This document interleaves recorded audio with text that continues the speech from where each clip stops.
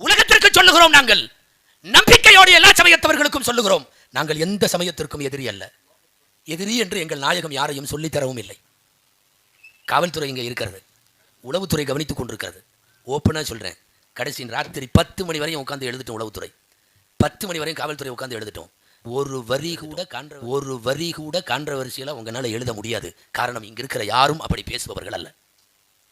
இங்க இருக்கிற மார்க்கறிஞர்கள், உலமாக்கள், எங்களுடைய சமுதாயத்தின் பிரமுகர்கள் வன்மத்தை தூண்டுகிற பேச்சு பேச மாட்டோம். நீ 10 மணி வரையில விடிய விடிய மீட்டிங் நடந்தாலும் சரி, லாஸ்ட்ல உளவுத்துறையினருக்கு சொல்லுகிறோம், ஒரு வரி தான் எழுத முடியும். என்ன தெரியுமா? அமைதியாக விழா இனிதே நிறைவுற்றது. எழுதி ரிப்போர்ட் அனுப்பிச்சிட்டு உட்காந்துக்க வேண்டியதான். எந்த இடத்திலும் வன்முறையை தூண்டுவதை, வன்மத்தை தூண்டுவதை எங்கள் மார்க்கம் போதிக்கல. எங்கள் ஸல்லல்லாஹு அலைஹி வஸல்லம் எங்களுக்கு சொல்லி தர. அந்த நாயகத்தை கேவலப்படுத்துபவனை நாம் இன்னமும் எப்படி மௌனமாக இருக்க போகிறோம்? எந்த அடிப்படையில் இவர்களை எல்லாம் விட்டு வைக்க முடியும்? அபூதாவுதில் ஒரு ஹதீஸ், ஹஜ்ரத் இப்னு அப்பாஸ் ரலியல்லாஹு அன்ஹு அறிவிக்கிறார்கள். ஒரு வீடு, ஒரு நபித்தோழர், கண் தெரியாது, 2 கண் பார்வை இல்லை, அவருக்கு 2 மகன்கள், ஒரு மனைவி. ஆனா மனைவி வஸௌஜத்துன் தஸுப்புர் ரசூல், ரசூலுல்லாஹ்வை எப்ப பார்த்தாலும் திட்டிட்டு இருக்கிற மனைவி, கண் தெரியாத கணவர், 2 மகன். நான் சொல்றது சிஹாசித்தாவிலே சஹீஹான ஹதீஸ்கள்ல அபூதாவுதுல இருக்கிற ஹதீஸ். மனைவி இருக்கும் இடம் பார்த்து அவள் தூங்குகிற போது அவளை வெட்டி முடிக்கிறார் கண் தெரியாதவர் மனைவியை.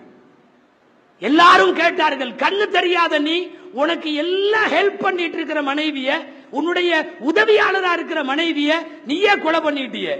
எதை வேண்டுமானாலும் பொறுப்பேன், ரசூலுல்லாஹ்வை திட்டுவதை நான் பொறுக்க மாட்டேன். யார் சொன்னது? கண்ணு தெரியாத சஹாபி. நமக்கு கண் இருக்கிறது, கை இருக்கிறது, அதிகாரம் இருக்கிறது, பொருளாதாரம் இருக்கிறது, நம்மிடத்தில் அமைப்பு இருக்கிறது, பலம் இருக்கிறது. ஆனாலும் பெருமானாரை திட்டுகிறார்கள். திட்டுபவர்களை தடுக்க, திட்டுபவர்களை எதிர்கொள்ள அந்த துணிவு நம்மிடத்தில் இல்லை என்றால் நாம் எங்கே நிற்கிறோம்? தமிழ்ல கேட்பாங்கல்ல, சூடு சொர்ணை இருக்கான்னு. நாம நேரடியா கேட்கல, ஆனா இவர்களெல்லாம் இப்படி செய்கிற போதும் கூட பார்த்து கொண்டு பாராமல், என்னமோ 10 அமைப்புல அது ஒண்ணு என்ற அடிப்படையில கண்டுகொள்ளாமல் இருந்தால் நாம எதையும் எதிர்க்க கூடாது. நாம எல்லாத்தையும் எதிர்க்கிறோமே. பெருமானாரை திட்டுபவனுக்கான தண்டனை கொலை தண்டனை. கொலை தண்டனை சப்புர் ரசூலுக்காக தான். பெருமானாரை நிந்திப்பவனை, அவர்களை தரக்குறைவாக பேசுபவனை மரண தண்டனை கொடுக்க வேண்டும் என்று மார்க்கம் சொல்லி இருக்க. மட்டும் காதியானி பள்ளிவாசல் கட்ட முடிகிறது, அவன் சம்பந்தம் செய்ய முடிகிறது, தீனி சென்டர்கள் நடத்த முடிகிறது. நாம கொஞ்சம் கண்டுக்காம இருக்கிறதுனால தானே நம்முடைய அகீதாக்களை குழி தோண்டி பிதைக்கிற அமைப்புகளுக்கு எதிராக வெகுண்டெழ வேண்டுமா வேண்டாமா?